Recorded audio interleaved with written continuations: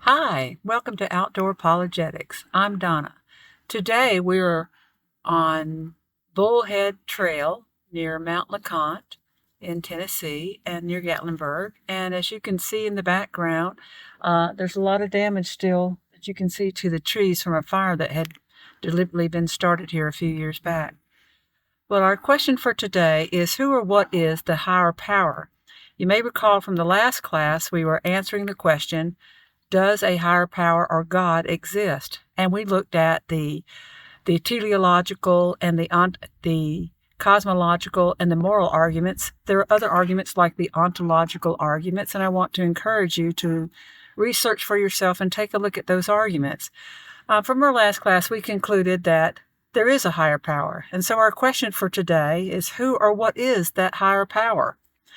Well, in answering that questions, let's look at some worldviews.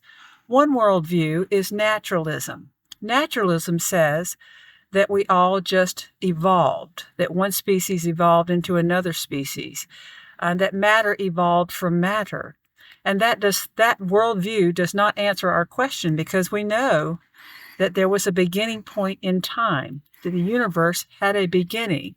So naturalism, that worldview does not answer that question. Another worldview is pantheism. Pantheism is the worldview that says that God or this higher power is in everything. And I really like that worldview, but it doesn't answer our question. If God is in everything, he's already in all matter, it still doesn't answer the question, well, how did something get started out of nothing? The universe had a beginning point in time, and there was nothing prior to its coming into existence. So pantheism does not answer our question. Another worldview is deism. Deism holds that, okay, there was a higher power. He got things started, but he hasn't been involved since he got things started. And I like that worldview as well. The problem is we see that our scientists today believe that the universe, and they have very good evidence to support it, is about 13.8 billion years of age.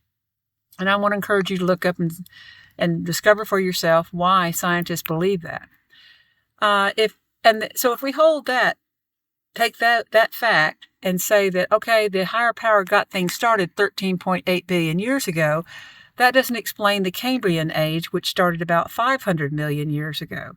And so something got things started again 500 million years ago during the Cambrian period.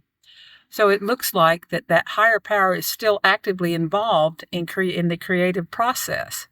So I don't want to throw deism out at this point, but I want to address another worldview, and that's atheism. Of course, it doesn't answer the question. It believes that there's nothing, there is no higher power. So obviously it does not answer the question as to how the universe got started.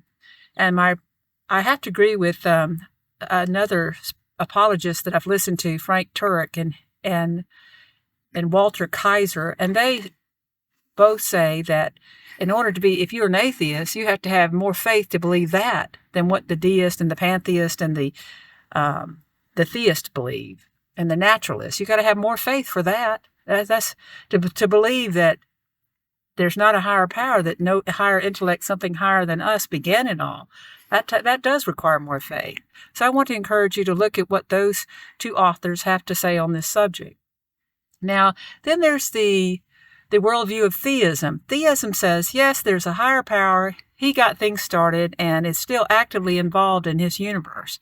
And there are basically three religions that espouse theism. That's Judaism, Christianity, and Islam. And so at our next location, we will begin to look at those three religions, Judaism, Islam, and Christianity, and see what they have to say on this subject and what evidence that each of those religions have to support their viewpoint. Again, I want to thank you for joining us. If you've got some comments or questions, please just let us know. Our purpose is not to be unkind or argumentative, but to discover the truth, whatever it actually is, even if we don't like it. And we want to have a conversation, even when we disagree, that's not disagreeable or unkind to one another.